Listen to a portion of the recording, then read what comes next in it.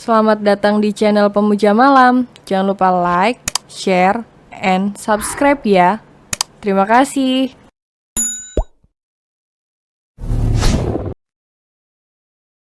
Episode 16.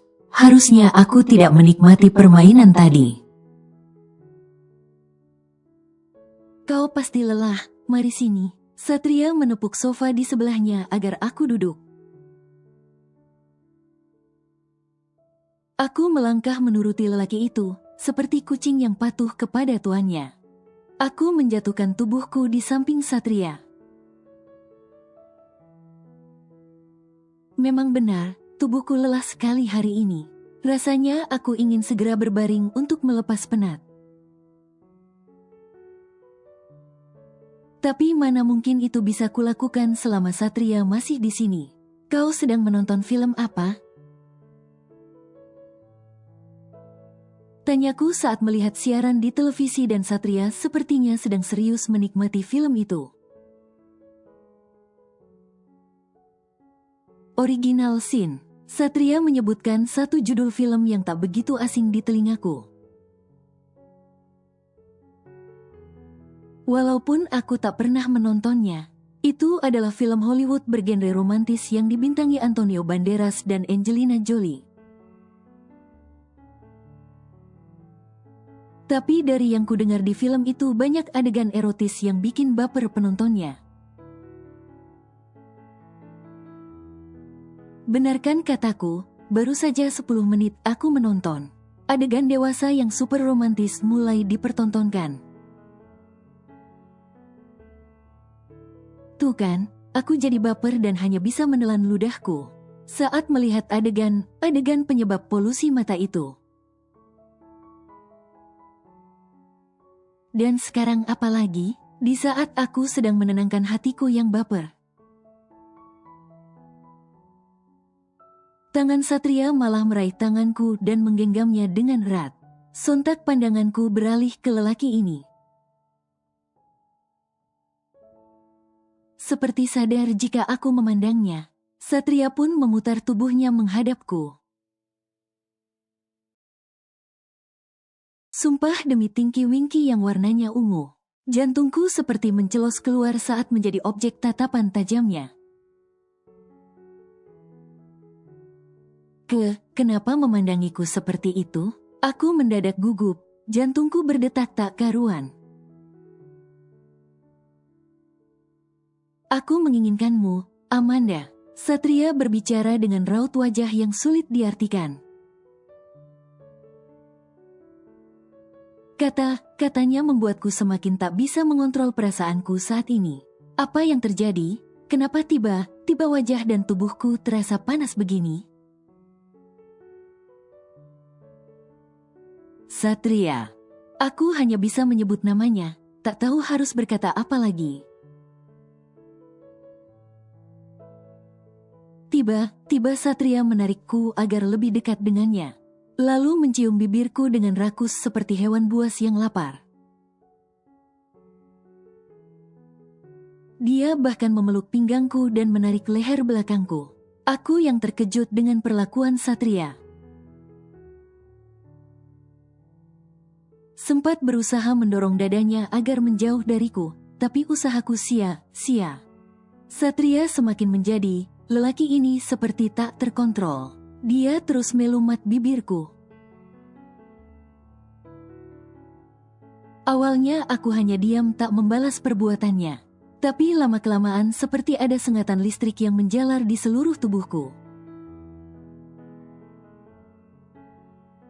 Perlahan aku mulai menikmati permainannya.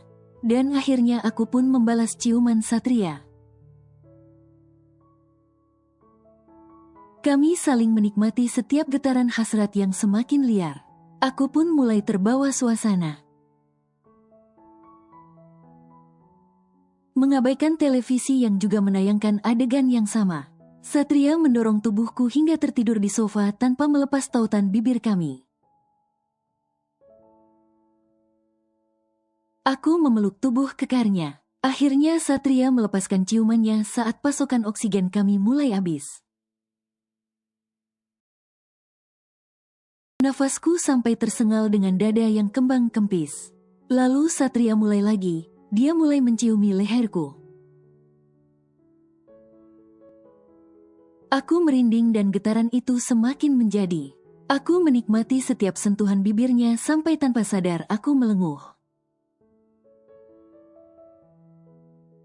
Kini tangan Satria sudah tak terkontrol, dia mulai meraba dadaku. Seperti disiram air satu ember. Mendadak aku tersadar dari permainan gila ini dan menepis tangan Satria. Satria, jangan. Aku memekik dan mendorong Satria agar menjauh dariku. Ini gila, apa yang aku lakukan? Manda, maaf. Aku benar-benar lepas kendali. Satria menjauh dariku dan memelas memohon maaf. Ini akibatnya kalau menonton film dengan adegan dewasa yang bikin baper. Jadi terbawa suasana kan? Aku berusaha bangun tanpa menjawab Satria dan hanya tertunduk. Aku benar-benar malu sekali. Kenapa aku melakukannya lagi? Harusnya aku tidak menikmati permainan tadi. Entah apa yang ada di pikiran Satria saat ini. Apa dia akan berpikir jika aku wanita murahan? Ah, bodohnya kau, Amanda. Manda, kumohon maafkan aku. Aku benar-benar tak bisa mengontrol diriku. Sudahlah, Sat, aku lelah sekali. Aku ingin beristirahat. Besok aku harus bekerja. Aku berbicara tanpa memandangnya. Aku benar-benar malu. Satria hanya menghela nafas dan memandangku dengan tatapan ambigu. Ya sudah, aku pulang dulu. Kau istirahatlah. Sepertinya Satria mengerti maksudku, dia pun pamit.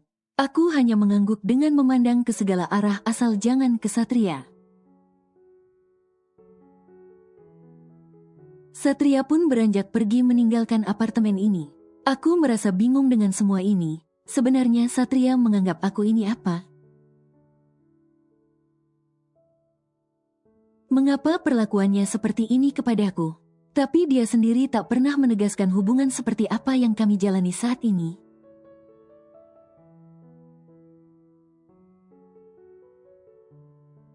Renita sedang duduk santai bersama teman-temannya. Di sebuah kafe di salah satu mall terbesar di kota itu, di sana ada Fandi, Dina, Rico, dan Yo. Mereka masih menunggu satu orang teman mereka lagi, yaitu Luna yang masih ada urusan keluarga. Hari ini aku yang traktir, kalian bisa makan sepuasnya, ucap Renita dengan bangga. Wah, begitu dong, sering ya. Suamimu kan tajir melintir, tak akan habis hartanya kalau dibuat untuk traktir kita. Ujar Rico girang sambil melirik ke arah Fandi. Enak di kalian dong. Renita melengos. Ya elah, masa si Fandi saja yang sering ditraktir, kita kan juga mau sering-sering. Yo pun ikut menimpali. Ye, maunya. Dina dan Renita serentak melempari Yo dengan kentang goreng yang disambut gelak tawa Rico. Sementara Fandi hanya diam tanpa respon. Begitulah Fandi, lelaki ini merasa rendah diri. Jika sudah bergabung dengan Renita dan teman sosialitanya itu, dia sadar bukan terlahir dari orang tua yang kaya raya seperti mereka. Aku ke toilet dulu ya. Fandi berpamitan kepada Renita dan semua orang. Iya, jawab Renita dan yang lain serentak. Selepas kepergian Fandi, Dina mulai menanyakan hal yang sedikit serius dengan Renita. Ren, jadi tadi malam kau dan suamimu bertengkar lagi? Dina bertanya dengan raut wajah serius. Renita sempat mengirim pesan kepada Dina dan Luna sesaat setelah pertengkarannya dengan Satria semalam. Tapi wanita itu tidak menceritakan dengan detail kejadiannya. Sementara Riko dan Yo hanya menyimak obrolan mereka.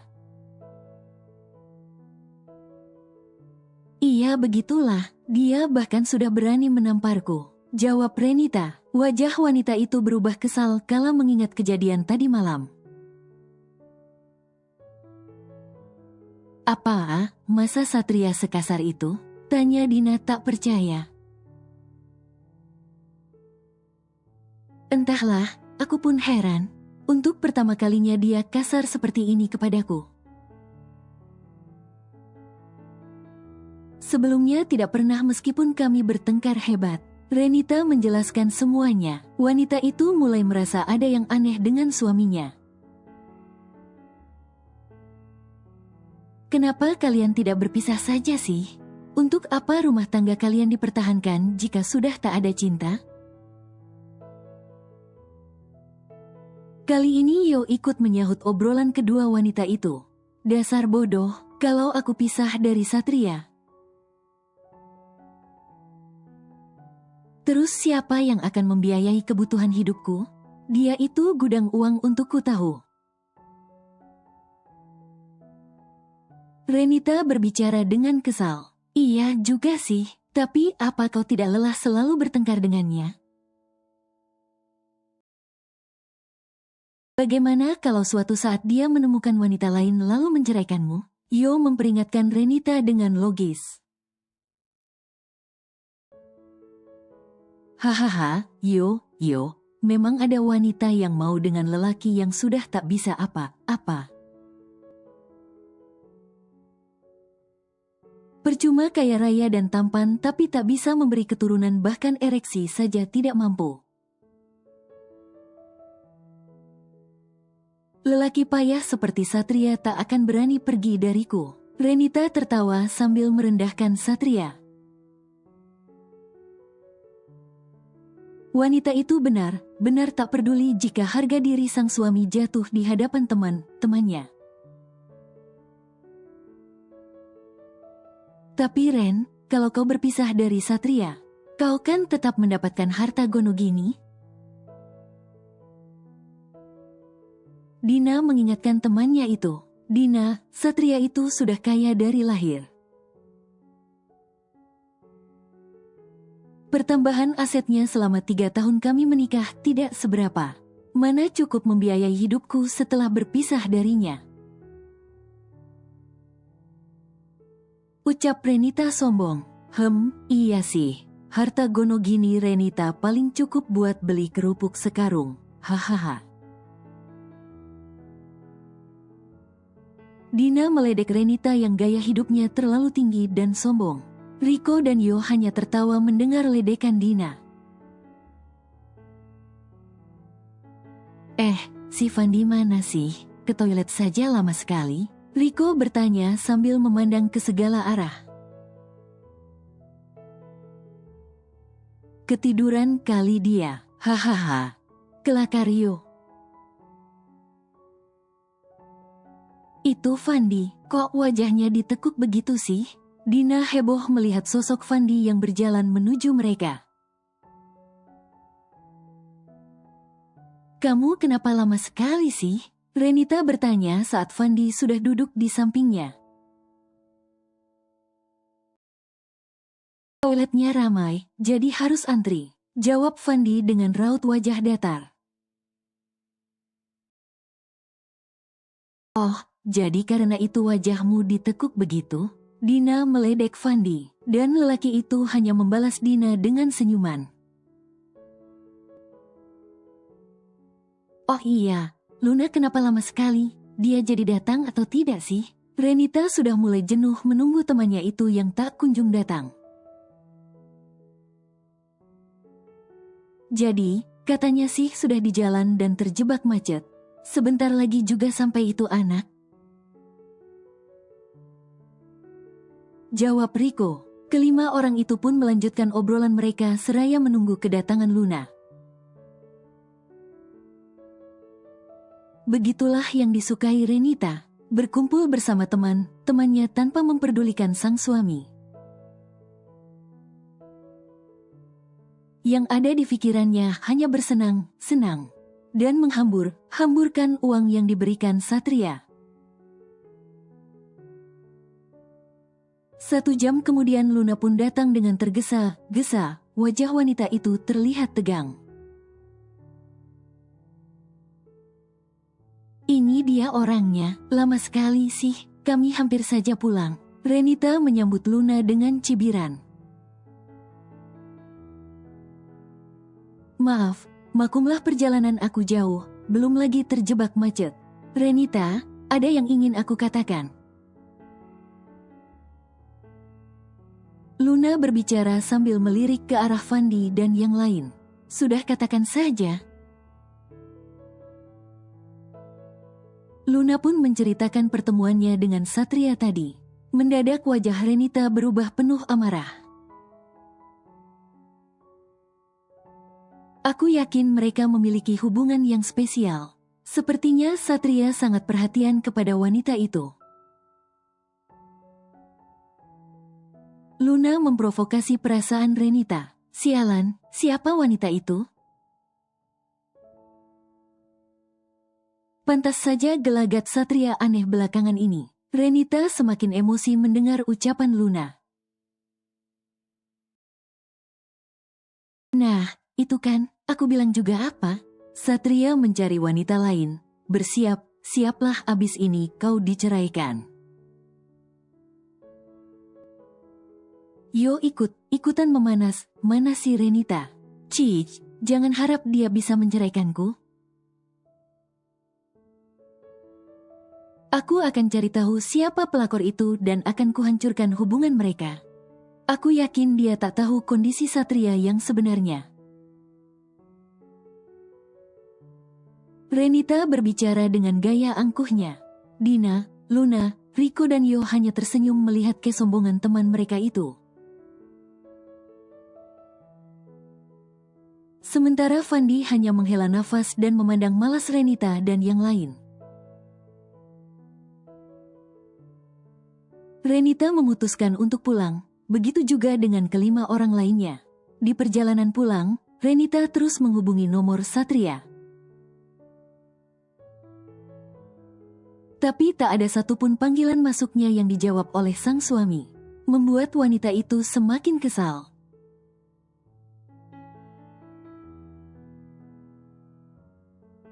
Malam sudah semakin larut. Satria yang baru saja tiba di rumah langsung diserang pertanyaan oleh Renita. Yang sudah menunggunya dari tadi. Kau dari mana? Renita bertanya dengan nada yang ketus. Sejak kapan kau peduli aku mau kemana? Satria menjawab acuh tak acuh sambil berlalu dari hadapan Renita. Kau berselingkuh kan? Siapa pelakor itu? Kali ini Renita bertanya tanpa basa-basi. Mendengar pertanyaan Renita, Satria menghentikan langkahnya dan berbalik menghadap sang istri. Jangan mencampuri urusanku, seperti aku tak boleh mencampuri urusanmu. Mulai sekarang kita hidup masing-masing, ucap Satria dengan sorot mata penuh kebencian. Sat, kau tak bisa melakukan ini kepadaku? Kenapa? Kau tak suka? Kalau begitu silakan angkat kaki dari rumah ini. Ucap Satria. Satria, kau tega mengusirku, aku ini istrimu. Renita berbicara dengan raut wajah yang dibuat sedih. Tidak lagi setelah aku menceraikanmu. Satria berlalu dari hadapan Renita. Satria, Satria, sampai kapanpun aku tak akan mau berpisah darimu. Jangan bermimpi bisa menceraikan aku. Renita berteriak dengan penuh emosi. Wanita ini tak terima dengan ucapan suaminya itu. Sampai kapanpun, aku akan tetap menjadi Nyonya Satria Wijayanyo. Tak ada yang boleh menggantikan posisiku, dan aku akan cari tahu siapa wanita jala itu. Akan kubuat dia menyesal karena telah mengganggu suamiku, gumam Renita. Hari ini aku sedikit tidak bersemangat, karena mengobrol dengan ayah sampai larut malam. Aku menjadi kurang tidur. Rasa kantuk masih setia menetap di mataku. Tapi aku harus tetap berangkat bekerja. Begitu aku membuka pintu apartemen, netraku langsung menangkap sosok tampan Satria sedang tersenyum. Ya ampun, lelaki ini mengagetkanku saja. Selamat pagi, Amanda. Satria menyapaku dengan suara berat khas lelakinya yang selalu terdengar merdu di telingaku. Satria, kenapa berdiri di sini? Tanyaku bingung. Ada saja tingkah lelaki ini. Kenapa tidak mengetuk pintu sih? Aku baru saja datang kok. Yuk, ke kantor. Satria mengajakku, tapi aku masih terdiam di tempatku. Sat, sebaiknya kita jangan sering terlihat bersama. Kau sendiri yang mengatakan aku harus bersikap layaknya bawahan dengan atasan. Tapi jika kita terlihat datang dan pulang bersama, itu sama saja mengundang kecurigaan karyawan lain. Seperti kemarin, aku takut Sinta curiga. Bukankah kau tak inginkan ada gosip miring tentang kita di kantor? Aku memperingati Satria. Untuk apa memintaku bersikap biasa saja? Kalau nyatanya dia sendiri tak bisa bersikap demikian.